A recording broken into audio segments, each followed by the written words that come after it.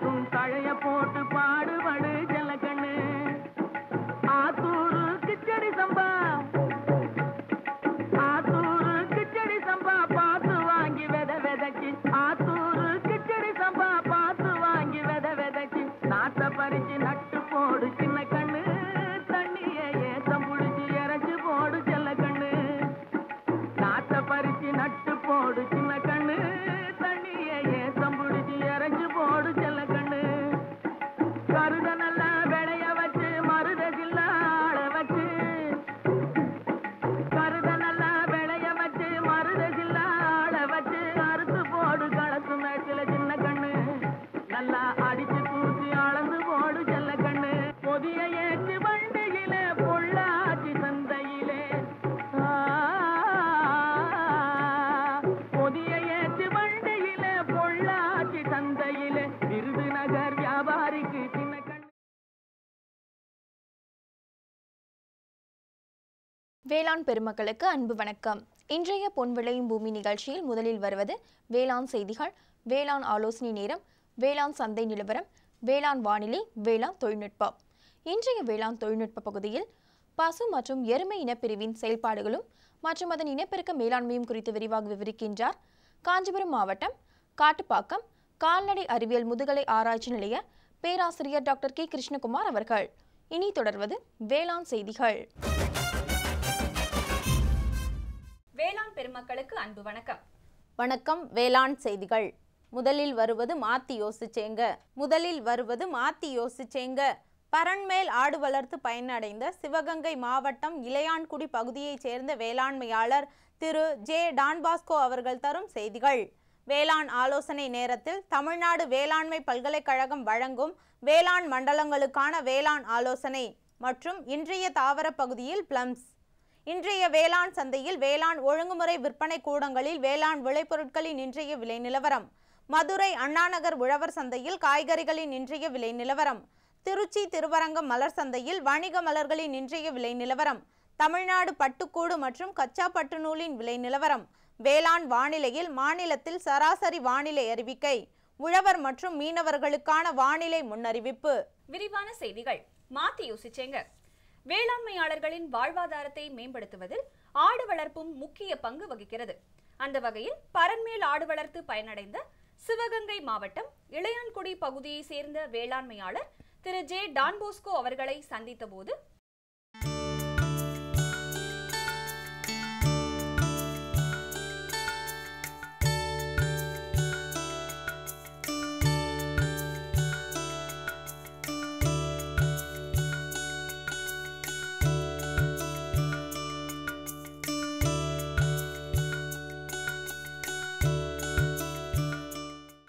நான் ஏற்கனவே வெளிநாட்டில் 20 வருஷமாயிட்டு வேலை பார்த்து ரொம்ப கஷ்டப்பட்டு இப்போ இங்கே ஒரு மாதம் கேவிகே குன்றக்குடியில் ட்ரைனிங் எடுத்திருக்கேன்.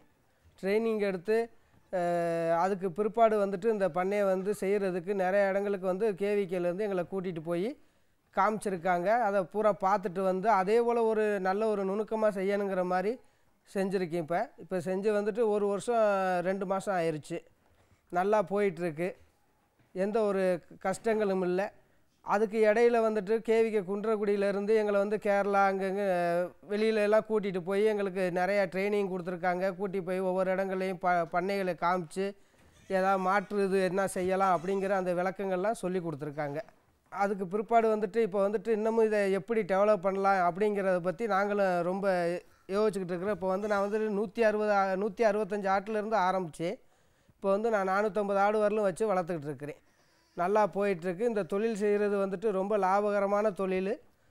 நான் இப்போ இந்த பண்ணை ஆரம்பித்து இந்த 1 வருஷம் 2 மாதத்தில் நான் நிறைய லாபம் பார்த்துருக்கேன். ரெண்டாவது இது நான் லோனில் செஞ்சதுனால எனக்கு இதை பற்றி சரியான விவரங்கள் தெரியலை ஸ்டார்டிங்கில். இப்போ தெரியுது. லோன் இல்லாமல் நல்லா கையிலேருந்து காசு போட்டு செஞ்சோம்னா இதில் ரொம்ப ரொம்ப லாபகரமாக இருக்குது. மற்றதை யாரையும் எதிர்பார்க்க தேவையில்லை. உங்களுடைய அவசர காரணங்களுக்கு இது நல்லா பயன்படும்.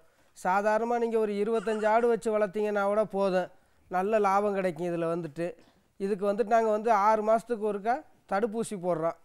பிபிஆர் தடுப்பூசி போடுறோம். 3 மாதத்துக்கு ஒரு டைம் பூச்சி மருந்து கொடுக்குறோம் குடல் புழு நீக்கத்துக்கு. அது இல்லாமல் வந்துட்டு 2 மாதத்துக்கு ஒரு தடவை வந்துட்டு உண்ணி மருந்து தேய்ச்சி குளிப்பாட்டி விட்டுறோம். அதுக்கு இறை வந்துட்டு கூவா புல், சக்கைப்புடு, கோ 29 இந்த மாதிரி தான் கொடுத்துக்கிட்டு இருக்கிறோம். கடலை செடி வந்து ரேட்டு இப்போ அதிகம், இந்த வருஷம் மழை இல்லாதனால. மழை இருக்கும்போது கடலை செடி ரொம்ப ரேட்டு கம்மியாக கிடச்சிச்சு, கடலை செடியை வாங்கி போட்டோம். இப்போ கடலை செடியே எங்கேயும் கிடைக்கல. மற்றபடி வந்துட்டு இதனுடைய புழுக்கையிலேருந்து எல்லாமே காசு சார். நாங்கள் வந்து பேங்க்கில் வந்து லோன் வந்து யாருக்குமே கொடுக்க மாட்டேங்கிறாங்க. நாங்கள் ரொம்ப கஷ்டப்பட்டு தான் வாங்கினோம் அந்த லோன் வந்து. ஆனால் இப்போ பெரும்பகுதி நிறைய விவசாயிகள் போய் கேட்குறாங்க, இதை பார்த்துட்டு யாருக்குமே கொடுக்குறாங்கல்ல பேங்க்கில். ஏன்னா இது வந்துட்டு இறப்புத்தன்மை அதிகமாக இருக்குது அப்படின்னு சொல்லிட்டு கொடுக்க மாட்டேங்கிறாங்க. அதை வந்து நாங்களாம் நிறைய இடத்துல சொல்லிகிட்டு இருக்கிறோம், இந்த மாதிரிலாம் வந்து விவசாயிகளுக்கு கொடுக்க சொல்லி. ஏன்னா நிறையா பேர் கால்நடைகள் ஆர்வமாக இருக்காங்க, அவங்களுக்கெல்லாம் கொடுத்து பயன்பெறணும்னு சொல்லி ஏற்பாடு பண்ணிகிட்ருக்குறோம். நல்ல ஒரு லாபகரமான தொழில் சார் இது. நாங்கள் வாங்கினது வந்து இங்கே சுற்றி உள்ள கிராமப்புறங்களில் ஒவ்வொரு வீட்லேயும் 1, 2 இப்படி போய் தான் பார்த்து தான் வாங்கிட்டு வந்திருக்கோம் சார். ஆனால் இப்போ வந்துட்டு நாங்கள் வந்து வச்சுருக்கிறது 2 ரகம் தான், கொடியாடு நாட்டாடு 2 ரகம் தான் வச்சுருக்கோம். விற்கிறது வந்துட்டு இங்கே லோக்கல்லே வந்துட்டு கல்யாணம் இந்த மாதிரி விசேஷங்களுக்கு வர்றவங்க இங்கே வந்துட்டு 10, 15ன்னு வாங்கிட்டு போயிடுறாங்க. அது இல்லாமல் குன்றக்குள்ளேருந்து சாரும் வந்து யாராவது கஸ்டமர்கள் வந்தால் இங்கே அனுப்பி வைக்கிறாங்க, சேல் பண்ணுறோம். அதுக்கு மேலே நமக்கு அவசியம் காசு தேவை அப்படின்னா மட்டும் இளையாங்குடி சந்தைக்கு கொண்டு போய் சேல் பண்ணிக்கிறோம். இங்கே வந்து வாங்குறவங்களுக்கு வந்து கிலோ 300 ரூபாய்ன்னு சொல்லி உயிரோடு எடை போட்டு கொடுத்துக்கிட்டு இருக்கிறோம் சார். மேலும் விவரங்கள் பெற திரு ஜே டான் பாஸ்கோ அவர்களை 9787292516 என்ற கைபேசி எண்ணில் தொடர்பு கொள்ளலாம். இனி தொடர்வது வேளாண் ஆலோசனை நேரம்.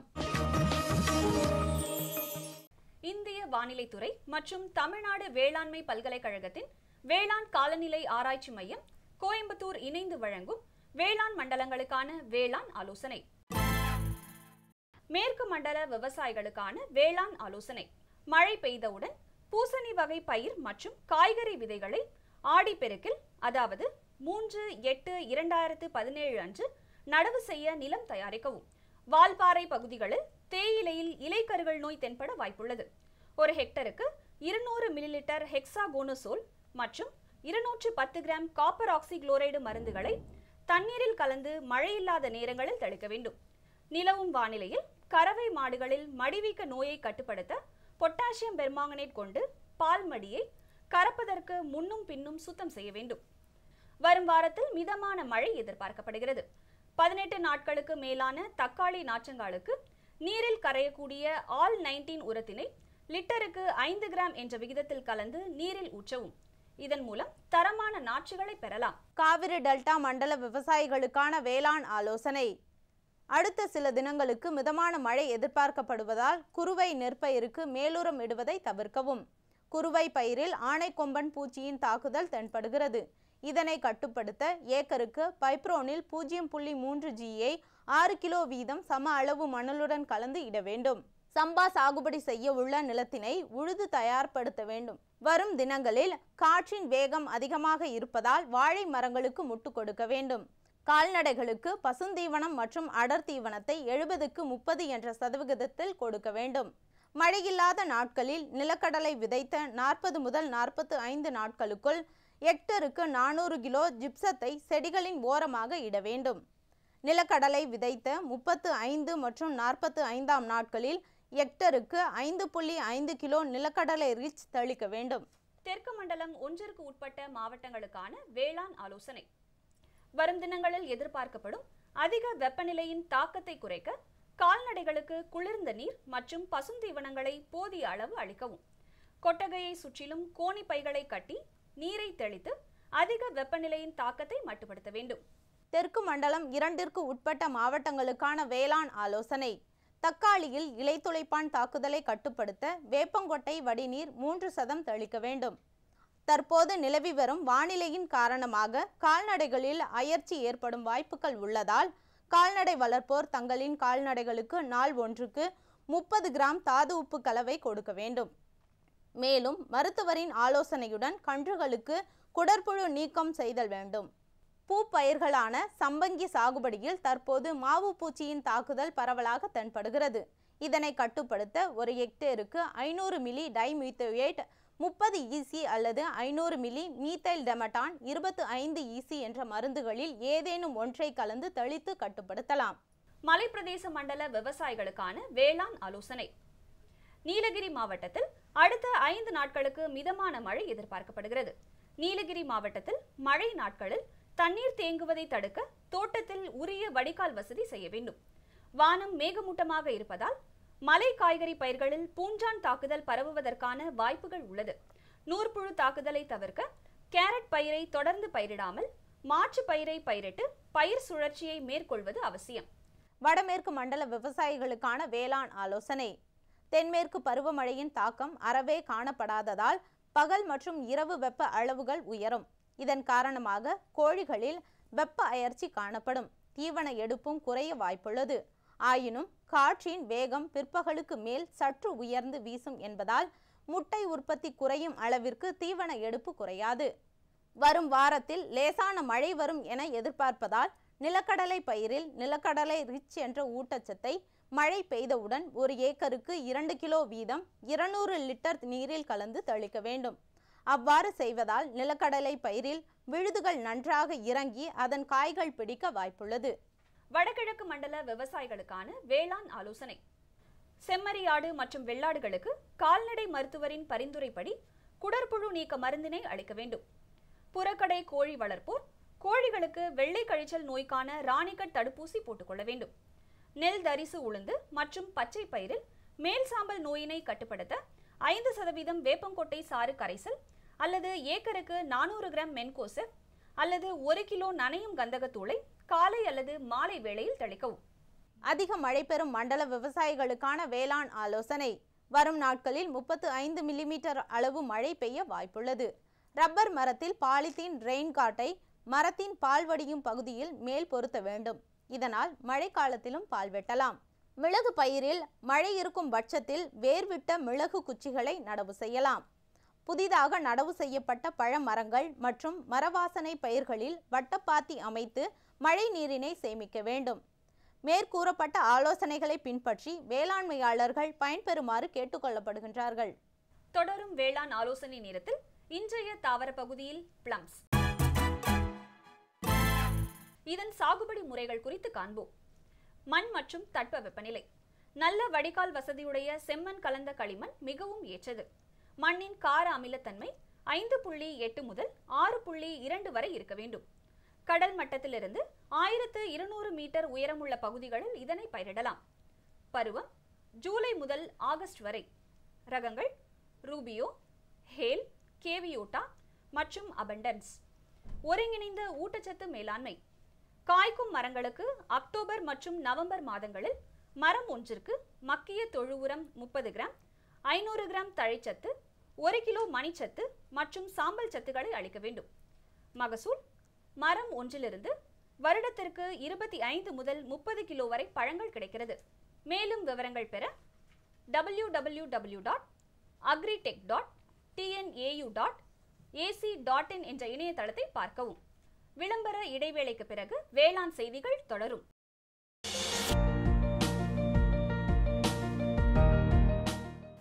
வேம்பு கலந்த யூரியா.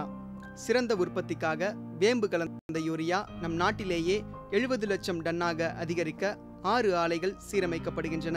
FCIL-இன் கோரக்பூர், சித்ரி, தல்ச்சர் மற்றும் ராமகுண்டம் ஆலைகள், HFCL-இன் பரௌனி மற்றும் BVFCL-இன் நாமருல் போர்ட் ஆகியன. பழம் நழுவி பாலில் விழுந்தது போல இப்பொழுது நம் நாட்டிலேயே வேம்பு கலந்த யூரியா உற்பத்தி செய்யப்படும். இதனால் விவசாயிகளுக்கு நன்மையே விளையும். 10% வரை தானிய உற்பத்தி அதிகரிக்கும். மண்ணில் 10 to 15% நைட்ரஜன் திறன் அதிகரிக்கும். சிறந்த உற்பத்திக்கு வேம்பு கலந்த யூரியா.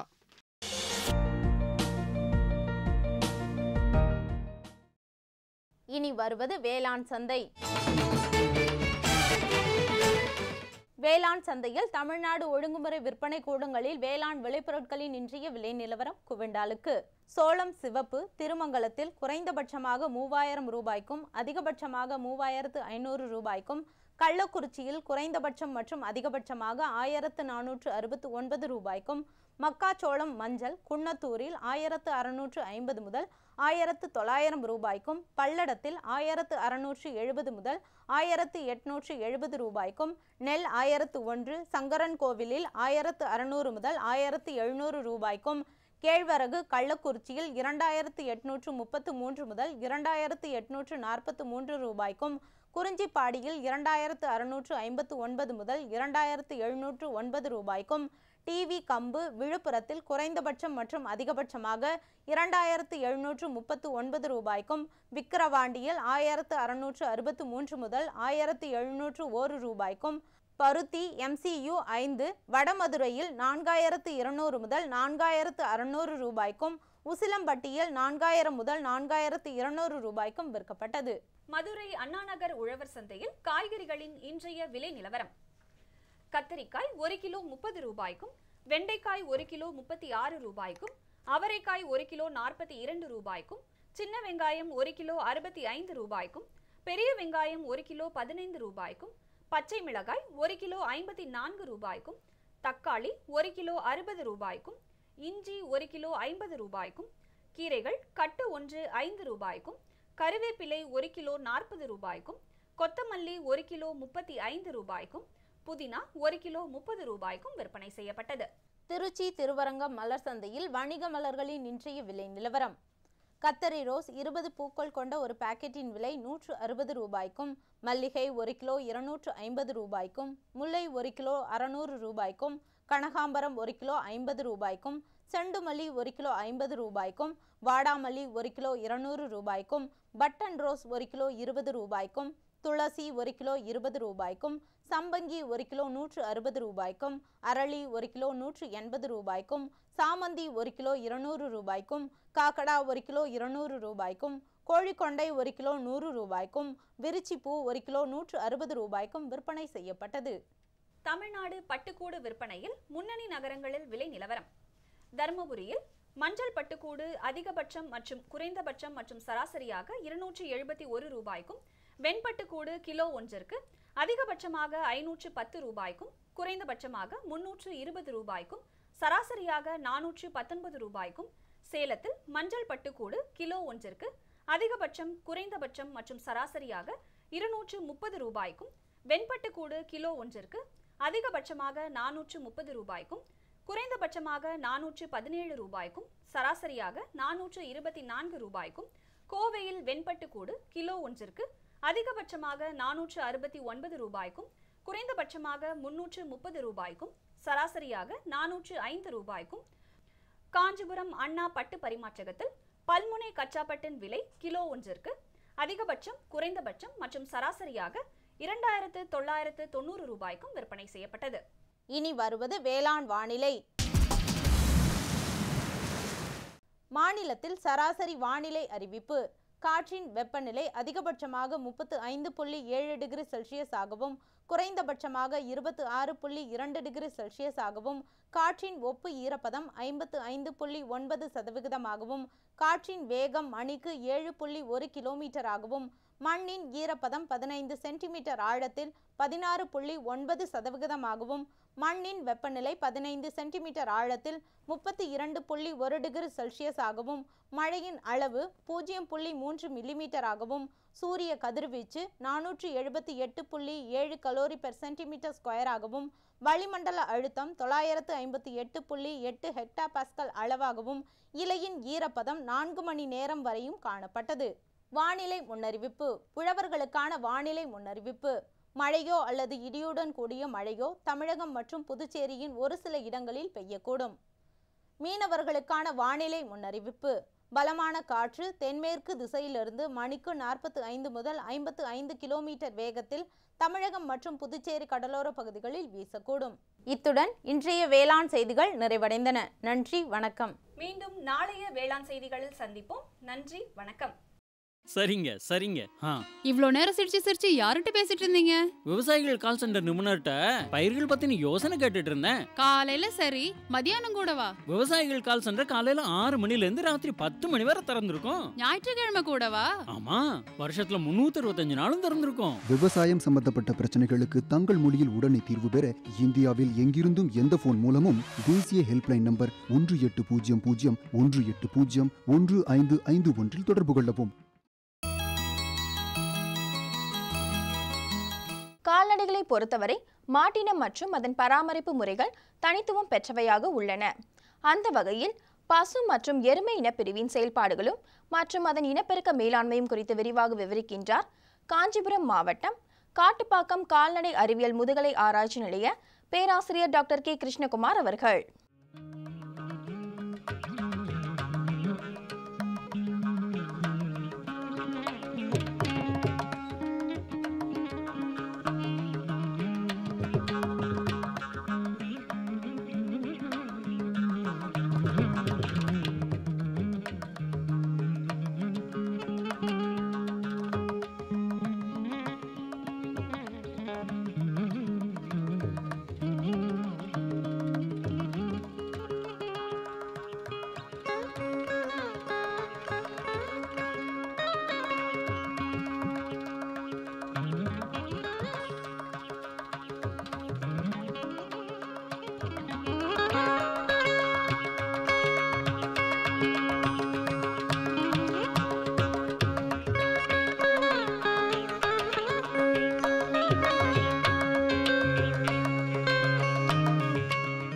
ஐயா வணக்கங்க ஐயா. ஐயா உங்கள் பேர் சொல்லுங்கள். என் பேர் டாக்டர் கே கிருஷ்ணகுமார், கால்நடை மருத்துவ ஈனியல் துறை வல்லுநராக இருக்கேன் சார். ரொம்ப மகிழ்ச்சி உங்களை சந்திக்கிறதுல.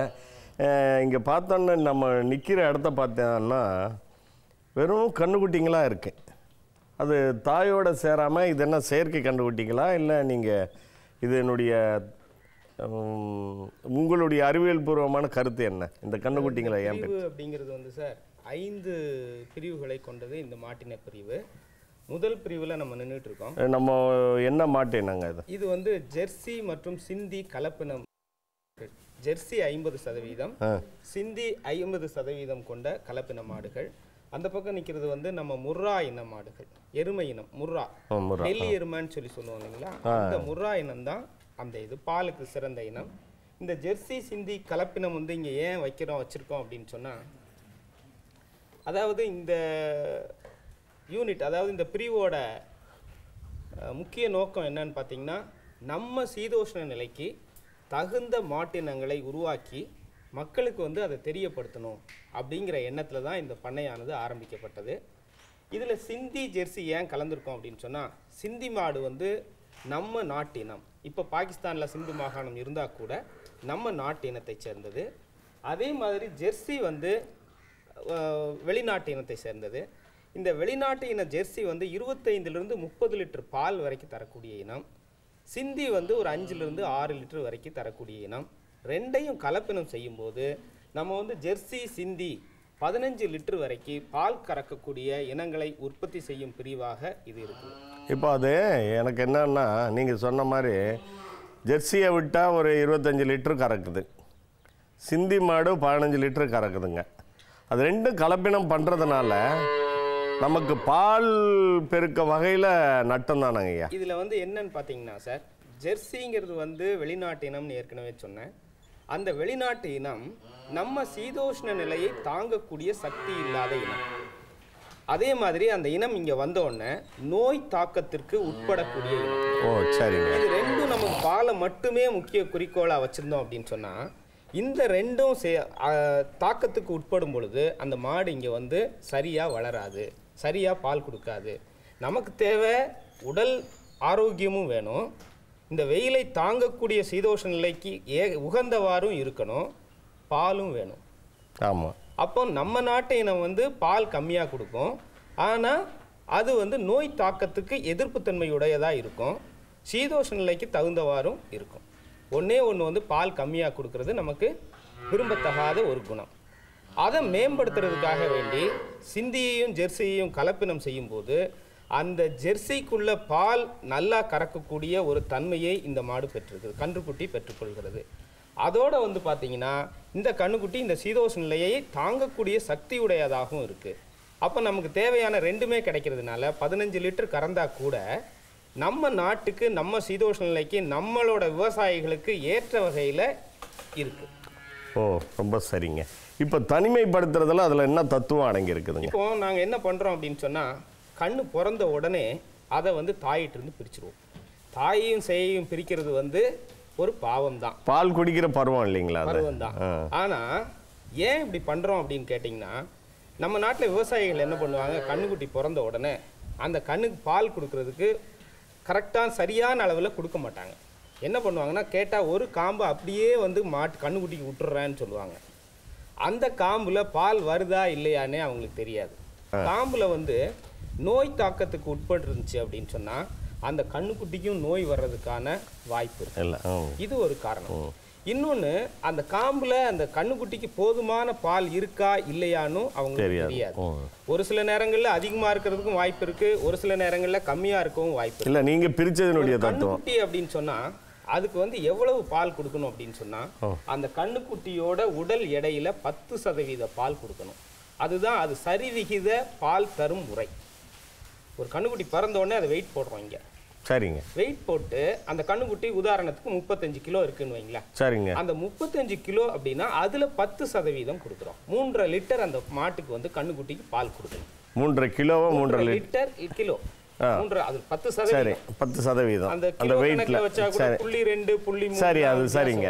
ஒரு நாளைக்கு 3.5 லிட்டர் பால் கொடுக்குறோம். சரிங்க. காலையில் 1.25 லிட்டர், சாயந்தரம் 1.25 லிட்டர். அது எப்படி தாய்கிட்ட இருந்து பிரிச்சிட்டீங்களே? தாயிட்ட இருந்து பிரிச்சுட்டு அதே தாயில கறப்போம். சரி, கறந்து எடுத்துட்டு வந்து காய்ச்சி ஆற வச்சு அந்த கண்ணுக்குட்டிக்கு தேவையான பாலை கொடுப்போம். இப்போ கண்ணுக்குட்டியை நேராக விட்டா அது எவ்வளோ குடிக்குதுன்னு தெரியாது. அதிகமாக குடிச்சுன்னா வயிற்றோட்டம் போன்ற காரணங்களால் அந்த கண்ணுக்குட்டி இறந்து போகிறதுக்கான வாய்ப்பு இருக்குது.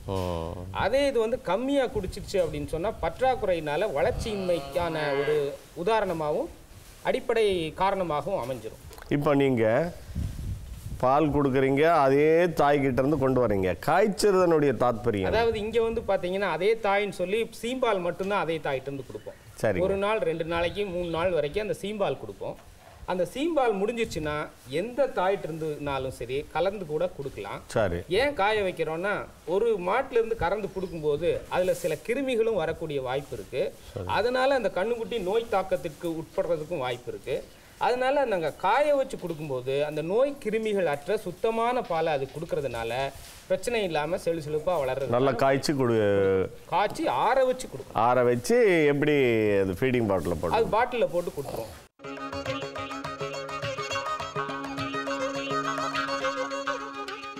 மேலும் விவரம் பெற டாக்டர் கே கிருஷ்ணகுமார் அவர்களை 09442220975 என்ற கைபேசி எண்ணில் தொடர்பு கொள்ளலாம்.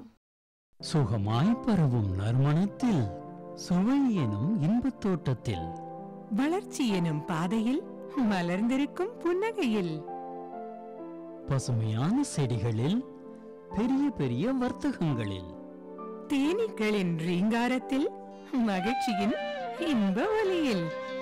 NHM தோட்டக்கலை இயக்கம்.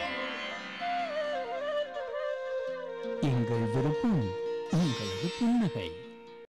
28/7/2017 வெள்ளிக்கிழமை அன்று பொன் விளையும் பூமி நிகழ்ச்சியில் மாத்தி யோசிச்சேங்க ஒருங்கிணைந்த பண்ணையம் மூலம் கால்நடை, கோழி, பட்டுப்புழு வளர்த்து பயனடைந்த சிவகங்கை மாவட்டம் வடக்குசாலை கிராம வேளாண்மையாளர் திரு பி. ராமன் அவர்கள் தரும் செய்திகள்.